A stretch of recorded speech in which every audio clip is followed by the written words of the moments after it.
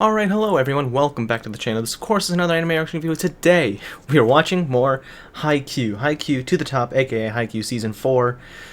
In the last two episodes, we won after 8 whole practice matches against, fucking, what was it? Date Tech, whatever. Which is insane. They basically spent the entire day on that practice match. But we won. We've still got our game faces on. We've still got our chops. Even though I don't think we'll be completely ready for the challenges ahead when we're actually in nationals, because that's what happened at last episode. We're here at nationals at last. We're gonna go against some really tough opponents. I have full faith that we're going to find a way to beat the odds, but honestly, who knows? Because there's so much unexplored things in Haikyuu so far. Like, we have explored like almost zero of the opponents going into nationals, so it's gonna be a bit scary going into nationals, but we'll do our best. I think is the play here, is to do our best. So as always, if you enjoy Haikyuu, make sure to hit that like button, subscribe, hit the notification bell so you don't miss a single upload in the future. It also helps me to know that you enjoy this series and you want to see more of it. As always, link down in the description below will take you to the full-length, uncut reaction, so you can go there, watch the reaction, come back to YouTube for discussion. Other shows, I think I prefer the doing a discussion after the episode, but for Haikyuu, it might almost just be better to do discussion after watching both episodes, if I'm doing multiple episodes in one video. But either way, it's not important. We're going to start here with episode 9 of Haikyuu to the top. Wait, 10. Wait, go back. Episode 10. I got it wrong. We're going to start with episode 10. But these two episodes were fucking amazing. So good to finally be back in an official game in Haikyuu. So good. Man. So many great moments, and I'm so glad Yamaguchi got some points, because Yamaguchi has been one of those characters that I've wanted to see in-game the longest. Obviously, first half of episode 10, excuse me. I don't know how I keep getting that wrong. Kyoko, getting to see more of Kyoko was amazing. I love her. It's great to see more from her, because at the beginning of the series, and not completely through, because when Yachi was introduced, Hitoka, she was... excuse me, need time to collect my thoughts. Kyoko was given more of a mentorship role, but for the most part, her role in at least season 1 and most of her appearances in season 2 mostly involved her as like a commentator alongside Coach and Takeda and things like that. And mostly in season 1, her main role was just to be the cool beauty female manager for Karasuno. So getting to see her have more development and seeing more of her past, it's so beautiful. And like I said it before, just like the subtle, more you could tell without it having to be explained to you. At least I felt you could tell without it being explained to you that throughout these 4 seasons so far, Kyoko has become a lot less quiet. She's a lot more. She's not on the same level, obviously, as some of the other members of the team, but she's definitely opened up more. She's a bit more talkative than she was before, which is so great. It's always fun to see the shy character speak at all.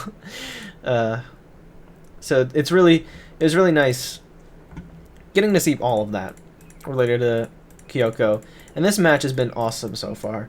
And I like the parallel that they drew between Yamaguchi and Aoi, I think his name was, the first year server who was doing the underhand serves, because that was basically Yamaguchi earlier in the series. And so getting to see Yamaguchi be a lot more confident in his abilities and to be able to actually get some service aces in, I don't think he did as well as he could have done. There's still some time for him to improve, obviously, and I am here for it. But seeing Aoi basically have that same problem, and I said it before, it was his tactic, because it works so perfect for this setting to go underhanded because of how it's set up with these tall ceilings. You have tons of space to go up, and once the enemy team's looking high up, they'll get blinded by the lights, and they'll have a harder time figuring out exactly where it's going to be. Like, they might have an idea of, because of how it's of the arc they saw before they were blinded by the lights. But being blinded by the lights and like having to squint or even fully close your eyes will really mess up your spatial awareness unless you've got it really like memorized. Once your eyes go out, it's very hard to tell where it's going to go.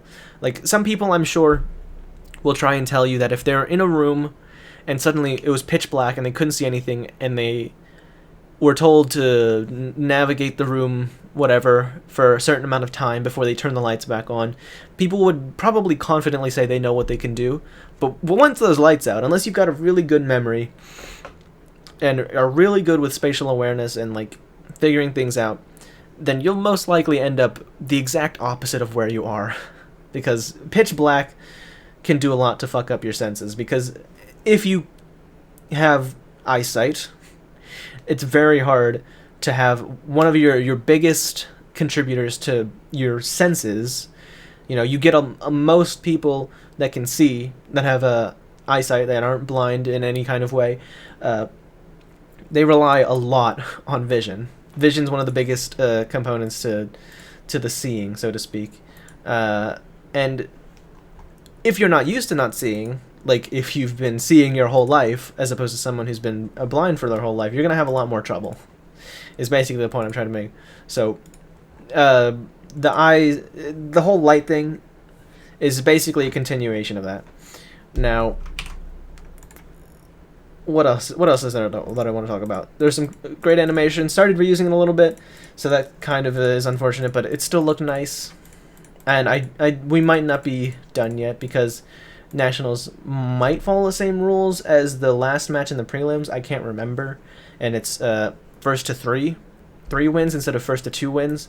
Either way, if we're gonna be going on for longer, either way, I'm super excited to get into the next episode, and I'm so excited to eventually see Hinata master his receiving, because he's already been spending so much time learning it, so he's got to, based on the training episodes that we've gotten, and I think it's gotta happen because he's already putting it into effect, and I forget what it's called. Yeah, split step. That's what it was. Very, very nice. We haven't seen it happen. I guess unless they show it to us in the later episode that he's specifically doing it. I think it's safe to assume that he is still doing it. But I'm on the fence about that because I imagine they would show it.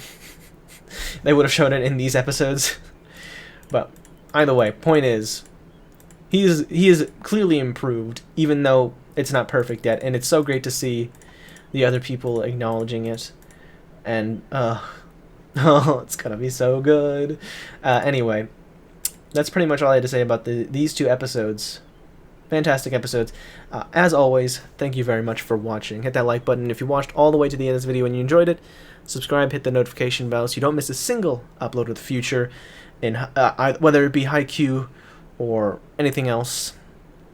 Thank you once again for watching. Peace.